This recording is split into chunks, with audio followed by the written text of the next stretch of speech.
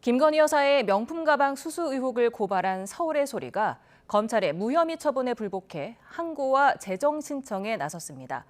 하지만 낮은 인용률 등을 고려하면 기존 수사 결과가 뒤집힐 가능성은 희박하다는 분석이 나옵니다. 김철희 기자가 보도합니다.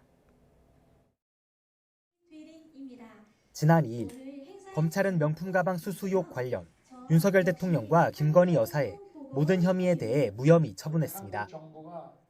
불기소 처분서에서 검찰은 최재형 목사에게 받은 선물과 전후 이뤄진 각종 요청 사이에 연관성이 없었다는 김 여사 진술 등을 근거로 삼았는데 처분 닷새 만에 고발을 진행한 서울의 소리가 반발하며 불복 절차를 개시했습니다. 혐의가 없다는 이유로 불기소 처분 결정하였으나 그 결정은 부당함으로 인해 불복하고 항고를 제기합니다. 항고란 고발인이 지방검찰청의 불기소 처분에 불복해 고등검찰청 판단을 구하는 절차입니다. 항고장이 접수되면 고검은 기존 불기소 결정문 등을 바탕으로 사실관계와 법리를 다시 살피는데 항고에서 기각이나 각하 결정이 나면 고발인은 대검찰청에 재항고할 수 있습니다. 하지만 실제 항고나 재항고가 받아들여지는 경우는 극소수에 불과합니다.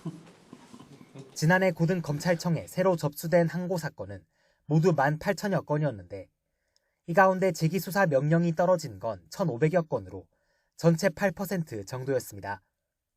재항고 역시 지난해 1,100여 건 접수됐지만 재기수사 명령이 난 건 25건으로 2% 수준에 그쳤습니다.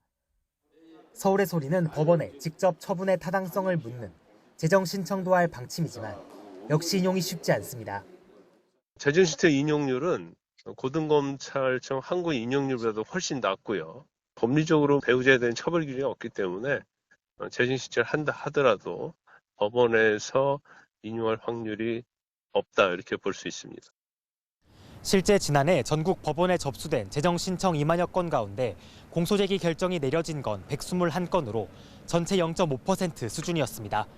YTN 김철입니다.